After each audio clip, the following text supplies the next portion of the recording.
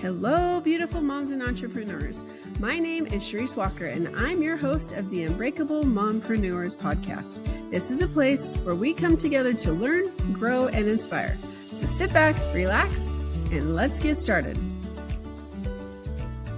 Hello, Unbreakable Mompreneurs. Are you feeling like you are not being seen? You don't know how to get more visibility in your business. You're not quite sure what to do as a CEO. Well, today is the day because I have Crissy Conner in the house, and she is going to be talking about that and teaching us how to be more visible to people. So without further ado, why don't you introduce yourself to our audience? Hello, thank you so much for having me. Like Charisse said, my name is Crissy Conner and I am the Visible CEO. I am not your typical visible CEO. I am the visible CEO who rejected visibility, who is the biggest introvert, who said she never wanted to be in the spotlight, who said she would never speak on stages, who wanted to be the behind the scenes girl for her clients. And the joke was on me because that is not where we were at today. But I have been obsessed with visibility since I finally got over myself and decided to get on video and help others do the same, because not only are so many I see female entrepreneurs not visible, but they're also hiding parts of their business, hence the visible CEO. They're not talking about their offers enough. They're not talking about or identifying their person. So it's not clear and it's invisible who they're talking to. And so when we can really encompass the whole parts of our business and really be clear on those, they're visible to our audience. And at the end of the day, the more visibility and the more clear we are on all those things, we're going to increase our revenue, which is what we all want. I love that. And I got to be honest, I run in a crowd of a lot of people who they're trying to get their message out. They use funnels or they use different avenues. And some of them, it's been several years and they haven't really launched and they're not sure what they should do or how they should do it. And so I feel like you're speaking to all of them and what to do. So what is your advice? How do you become more visible? You know, that's an easy question today. Back in the day, that was not an easy question to answer because there are so many fears that we have wrapped up. I mean, the easy answer is go live. Go press record. Like that's the easy answer, right? But there's so much more behind it, mindset wise, that I see that holds us back, specifically female entrepreneurs. We are worried about what people are going to say, how they're going to receive us. Are we going to get canceled? Are we going to get hate? Like we have so many fears wrapped up in it. And one of the things that has helped me the most, and this is very specific for females because we want to help people. At the end of the day, we want to help people, right? We will do things for other people, specifically moms. We will do things for other people, like our children, before we will do them for ourselves. And so my trick to get myself to show up more originally was, it's not about me. It's not about me putting myself on video. It's not about me trying to go viral. It's about me helping the end user, the person who is watching this video. Can I change somebody's minute today? Can I change somebody's hour? Can I change their week? Can I change their life? And if I don't show up today, that person may not hear the message they were meant to hear. And so when you shift it outside of you, like it's not about me, it's about them and it's about serving, it was a game changer for me. It didn't make it like instantly easy, but it made it a heck of a lot easier than I've got to go on video. I'm worried about these things. I have all these fears. Those are very internal and personal to me, right? And my audience just wants the information. They just want to know how I can support them. And so that was just a really big game changer for me. I love that. And it is true because I once heard someone saying that you have a duty or you have a calling to help people. And if you're not following through on that, then you're being selfish. And Absolutely. oh, okay. So what inspired you to start your company?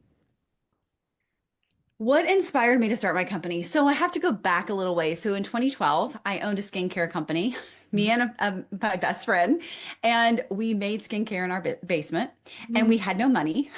We had no money. We were bootstrapping everything.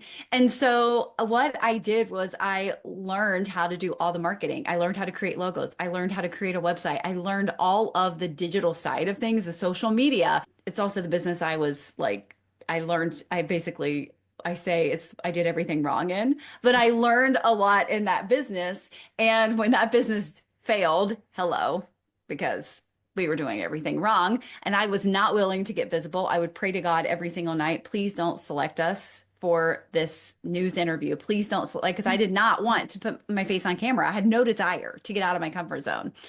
And so basically, when that business ended, I had friends who knew what I had done for our business, being hired by my friends and having referrals hire me to do their social media. I decided, you know what, let me get some actual real experience or get some training on this. And so I hired a coach and a mentor and really got good at it, better at it. And then had so many clients, done for you clients, where I did their social media, I did their paid ads. That I was like, this is a lot of work. And I really feel like I can't breathe. I was making really good money and I really wanted to go into the one to many space. So, Right. meaning I'm creating a program for multiple people at a time. And I knew that visibility was my path because it was the fear that I had. It was the mess became my message kind of situation. And the thing is that when I was trying to get on video, this was back in 2016, when I was trying to get on video, everybody that was teaching video was a news anchor, or literally they came out of the womb with a camera in their face, I believe, because none of them understood my pains. And so basically I turned into the mentor and I became the mentor that I wanted. And so for the first 4 or 5 years, I was teaching people how to get on video, and that's just merged and morphed into what it is today. You've got to be visible. Your message has to be visible. We've got to get your offers in the spotlight, because if people don't know what you're selling, they cannot buy from you. And so it really evolved that way, not traditionally, like I'm going to go into business and I'm going to do marketing. It really just, my friends pushed me into it. And then I fell in love with it and realized, okay, this can be so much more. And it's just grown and evolved since 2016, to be honest with you. I love that story because it's interesting that I love that you said my mess became a message and that you were afraid to do something and so you knew that that was your calling. Because I can't tell you how many times I've talked with people or even myself where I'm like, okay, I really feel like I should do this. This podcast is a perfect example of that. Mhm. Time-wise, I don't have time for it, but I just feel like I need to keep going with it. And so I'm like, Yeah. okay, I'll just keep doing it. I'll keep doing it. And then it was a girl that I had talked to somehow, and she's like, I just found your podcast. I don't even know how she did. She's like, oh my gosh, I love it. It's exactly what I needed today.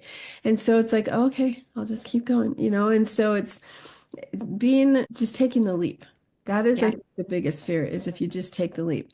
And I Yeah. think that, well, I'm not going to give you my opinion yet. What do you tell people who have been floundering for a little while? What's their first step that you tell them to do? Floundering and getting visible, or just starting their Yeah. business? Just finally launching. Okay.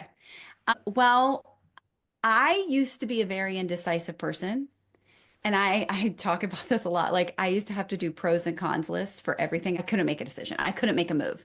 And it was really procrastination and fear that was holding me back. And so one of the things that I say, we just got to do it. The more uncomfortable it is, the more of a calling I believe it is to you. Because I used to say that visibility changed my life, but getting uncomfortable changed my life. Visibility changed my business, but it was the thing I didn't want to do that led me to where I am today. And I see this so much because when we're willing to bet on ourselves, when we're willing to take those bigger risks, Mhm. that's when the magic happens. Mhm. That's when the things that we don't expect to happen because we decide, I'm doing this. I'm going to go out here and I'm going to do it. And you know what? What's the worst thing that's going to happen? I always tell my clients, you're not going to die by going on video. It's going to be scary. You may suck your first time, but it's just like we all start with 0 followers. We all start with 0 people on our email list. And it's just taking that first step. Mhm. And even if it's a cheating first step, like take the first step. Because when I first started getting on live video, I cheated. And let me tell you how you can cheat on live video. You can go to Facebook, and this was 2016. You could put your audience to only me. And so I went live to myself. Mhm. And then after I made sure it was good, then I would do public and people would reach out and be like, when did you go live? How did I miss that? Because this is when Facebook would announce it to everybody that somebody was going live. So it was such a big deal. And so you can cheat on things, right? But still make the move, still Mhm. make the move. And most of the time, everything that I have ever done that I have procrastinated about or made excuses not to do, when I finally did the thing, it was nowhere near as bad as my brain conjured up that it was going to be. Yeah. And so really it's just making it's you got to make the move. You got to make the move. Like there's really no excuses. You just have to take the step. Even if it's a baby step, take the freaking step. It's true. I was talking with my husband right before this because I won't tell you why. He was telling me some stuff, but I'm like, well, you could like do this, and I just like gave him a huge list of all the things that I have on my plate that's weighing me down right now. And he's like, well, Charisse, I love this. I want you to just pick one or two things today. And if you've accomplished those things, then that's great. And I'm like, oh, thank you, sweetie. I do that every single day. You know, it's called a daily sheet, but it is true. You just take a few bites and then you take another few bites and you take another few bites. And so that way you set your goal and the baby steps to get to that goal. But if you never set the goal and you never give yourself deadlines, then it's never going to happen. Yeah. I'm launching my book and doing some workshops, and it was really interesting because I set this date, and it was kind of a save the date thing, more information to follow. And so this lady reached out, okay, sure, so are we doing it? Like, when are we doing it? And I'm like, next week, right? So it's pushing me, like I committed to the date, and now I have to stay tuned because now people are registered and they've done that. And so if I don't show up, then that's really, really bad. So like if you're having a hard time launching something, set the date and then Yeah. make sure that you meet that date. And So don't wait a week before to start showing up I know to watch something. it's true. That's so true. So let's talk about authenticity because in social media world, it's very easy to be fake. And Mhm. how do you create authenticity? I will tell anybody this. They may not always take my advice on this, but number one, live video. Yeah. You literally cannot hide because something is going to happen during a live video. When you do it enough, something is going to happen and your real true self is going to show up if she hasn't already. For example, what do I do when my dogs bark? What do I do when my internet connection goes back or starts to go out on live video? How do you show up when a kid needs something, when a dog barks, when somebody's knocking on your door? Like these are real instances that are going to happen. I'll never forget this time that I was on a live video and I was talking about Gary Vee. Oh yeah. I had a bookshelf at the time behind my desk Mhm. and in my old office, and it had hardwood floors. And I'm talking about Gary Vee. And all of a sudden, the book falls off the shelf, hits the Wow. hardwood floor. Funniest thing ever looking back. I mean, it scared the crap out of me because I was like, what just happened? Right. And I remember going back and screenshotting that where I turned because it freaked me out, Mhm. but I still kept going. Right. And it was just like, I was laughing because I was like, that was just the spirit of Gary Vee, like Yeah. amening what I just said because he totally agreed with it. So these things happen, but they show real life. Mhm. They show real life. One of the biggest things about getting on video was me saying, I hated saying And guess what? If I'm trying to get other people on video and they see me saying so much, they're like, "Oh, it's not that bad. Yeah. Like I can get on video. It's not a big deal." And matter of fact, the other night I saw Taylor Swift had a recorded acceptance of a award. And I could not believe it was recorded. It was not live. I cannot believe how many times she said. And I'm like, this is a billionaire. She is a billionaire and she is saying. And I remember how I was letting that stop me. So I think the more authentic we can be if we say, if we say things weird, if we mess up. I remember I used to in my live videos when I messed up, I would be like, oh my gosh, my internet's going out. And I would literally lie. I would lie on live video and cut my camera out, delete the video, then come back and say the right thing. Now, if I mess up, I'm like, I don't know why I just said that. That's not what I meant to say. Mhm. Or where did that come from? I'll just like call myself out on video. And so I love live video for the authenticity, to get back to your question. But it's really knowing who you are. And sometimes we don't have blinders on when it comes to social media and we want to do things like everybody else. But here's the thing. Let's say you're acting like somebody else. That's not who you really are. And then somebody hires you. they're not going to be satisfied with the services, the coaching, whatever it is that you do, because who you showed up as online is not who you really are. So there is a major disconnect. And the one thing that I have loved is that my clients don't leave, like they stay, because who I am on social media Mhm. is who I am. Matter of fact, I'm probably more spicy to them than I am on social media, but it is this like you don't want to build a facade. Yeah. You want to have people connect with you. And the great thing about video and visibility is that you will repel and attract people at the same time. And Hmm. that's what we want. We want people who want to work with us. We don't want people that we annoy, because if we try to hide the annoying or what they think is annoying, right? And then they hire us, again, they're not going to be satisfied with our services because we're going to annoy them. So it's like, be who you are, because authentically you'll attract and repel at the same time. And it's just better for business. It's better for your brand. And it's going to create longevity of clients in your world. I love that. And that's exactly like my podcast because I realize when I watch going back and I edit, I take everyone's ums out. So maybe I should not take your ums out.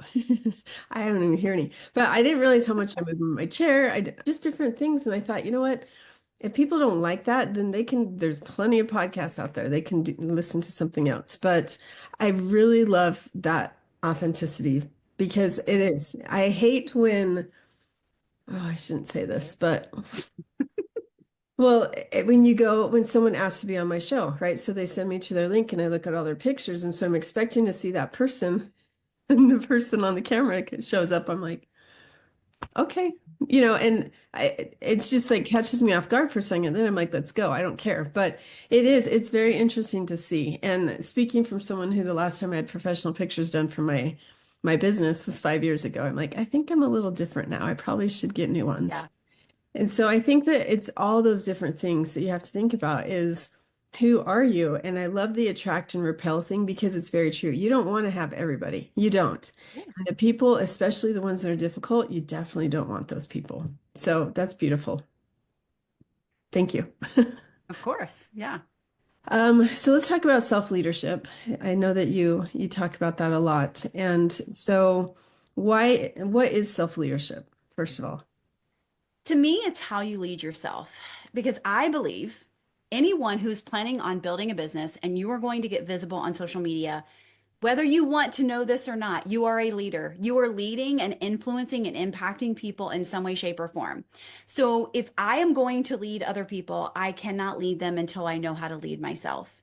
And this is one of the most powerful things, like understanding the value of personal power, understanding the value of extreme ownership, like owning the integrity. What are you doing behind the scenes? Like all of these things, I believe are part of self-leadership, because again, how am I going to lead myself, or how am I going to lead other people if I can't lead myself? Mhm. And I love this aspect of, we're entrepreneurs. Yeah. Days are not going to go the way we planned. Mhm. Results aren't always going to be the way that we thought, right? The day could be like, it's like that arrow or that chart. It's like up and down, up and down, up and down, the life of an entrepreneur. That's in a day, people. That's not even in the life of an entrepreneur. That's in one day you can feel that way.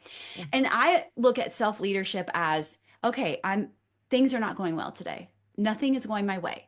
So I can quit, which is really easy to do, right? We can all walk away. It's way easier to quit this business than it is to keep going. Or I can decide to make a decision to recommit right there in that moment. So, what am I going to do? Where is self leadership taking me? What would I tell my clients? Mhm. How am I going to move like I would mentor and coach other people to move? And so, it really is about that extreme ownership, that radical responsibility, owning owning who you are and who you say you are, more back to that authenticity, right? And showing up accordingly. I love that. And I also want to add something to that because when we talk about self-leadership, like there's a few times where a client might decide not to go with you, or you're going far along and they hire you, but then they fire you. So it's really easy to have this negative talk like, you know what, see, you are awkward and you don't know how to communicate with people and you don't know how to interact. Like any weaknesses that you ever thought or come out to you, I'm sharing vulnerable moments, I guess. But this past week, all of a sudden I'm driving down the road and all these thoughts come in like you are just weird. And that's why people don't want to work with you or blah blah blah blah blah. And then I'm like, wait a second. And so the self-leadership I want to add where it's you have to be able to lead yourself out of that negative space and get you to the positive side because a lot of times if you let the people call it imposter syndrome, whatever you want to call it, if you let that be really loud, it can be very detrimental to you and take you down pretty quick. So that I've never thought of your terminology like it's so powerful. So Yeah. thank you for sharing that.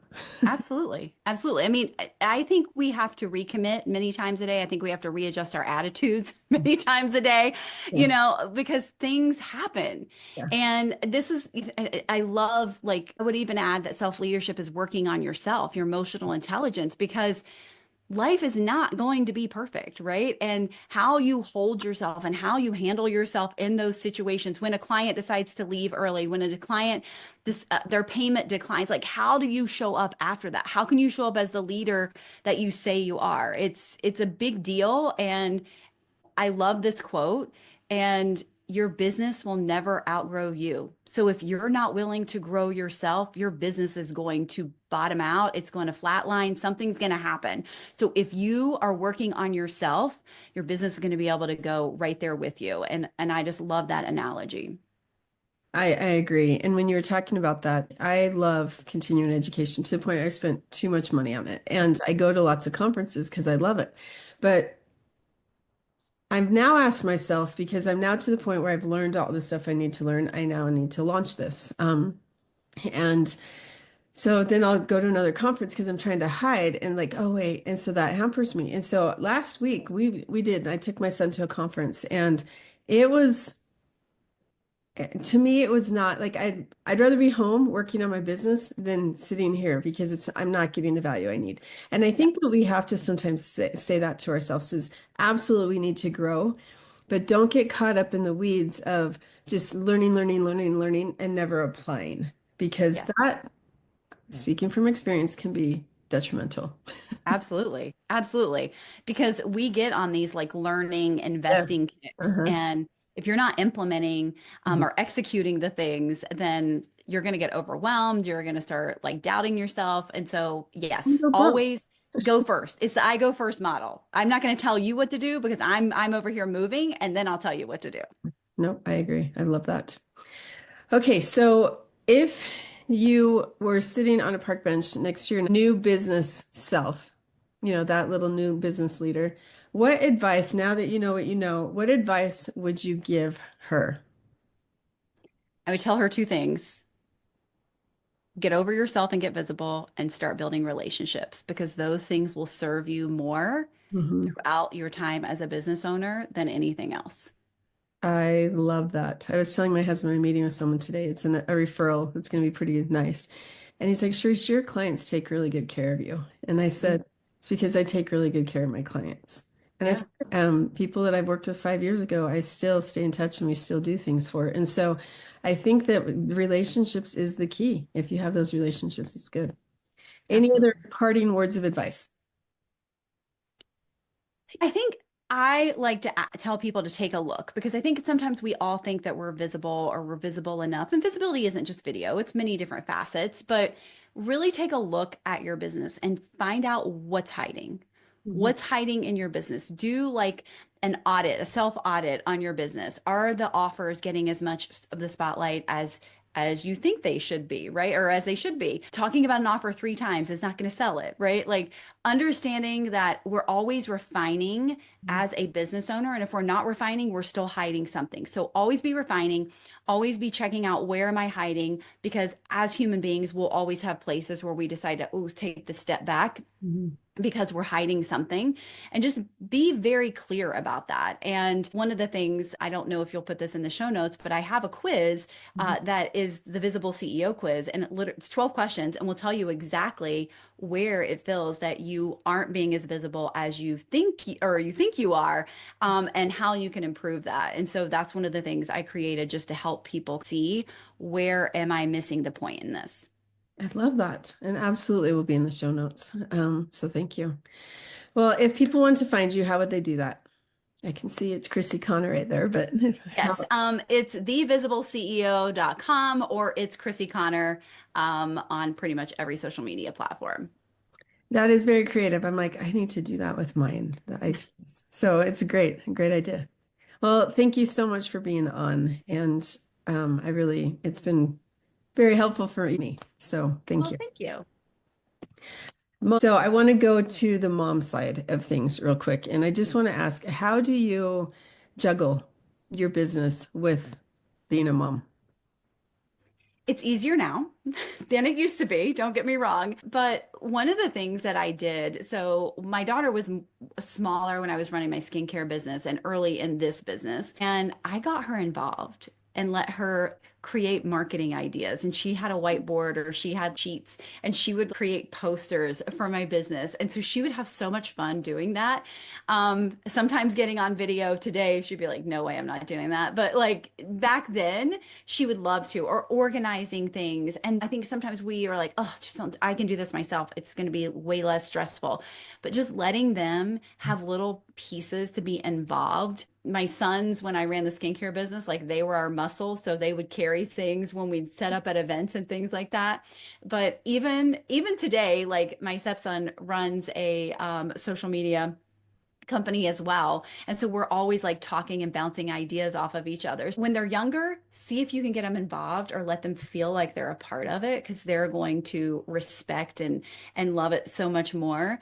And then when they're older, ask for their feedback and get them involved like verbally. And then I ask my daughter, like sometimes I'm like, I'm going to post this TikTok. Will this embarrass you? And she's like, I don't care. It's fine. I'm like, okay. Oh, that's good. That's really good. First of all, that you ask permission, Yeah. but then she's okay. So that's cool. I love Yeah. that. So, what advice would you give to a new mom? Because obviously you have the gamut of ages. So, Yeah. what advice would you give to a new mom? New mom. Oh my gosh. Like probably it's so like the thing that everybody says, it goes by so fast. Like so fast. Have fun. Yes, there are going to be stressful moments, but those fun moments, like those that's what's going you're going to remember forever. And I think a lot of times we're waiting on the milestones, just like in business, right? Like I can't wait till they can walk. I can't wait till they do this. Can't, like enjoy the moments when they can't Mhm. because they those are the least amount of your time with your kids, right? Those don't last very long. And I even see this with my grandchildren. Like it just happens so fast. Incorporate them, even if you are running a business or whatever you're doing, find ways to incorporate them, wear them, whatever it is, because again, those moments you will never get back, and time does fly. It does. It does. I love that advice. So, thank you so much. So, moms, be visible. It is so important. If you're trying to get your business out there, like you have to be visible. You have to have the relationships. And I love self-leadership. That's actually going to be my word for the next month is self-leadership because it is so important to do that and be authentic and cherish the moments, I think is something else. So, Crissy, thank you so much for being on. Thank you for having me. And moms, go out and make it a great day. Beautiful moms, remember, you are unbreakable. Keep illuminating the world with your strength, pursuing your dreams, and reveling in the splendor of motherhood. This is Charisse Walker, bidding you farewell for now. Stay tuned for more empowering conversations on the next episode of the Unbreakable Mompreneurs podcast. Until then, keep shining bright. Signing off with love, Charisse Walker.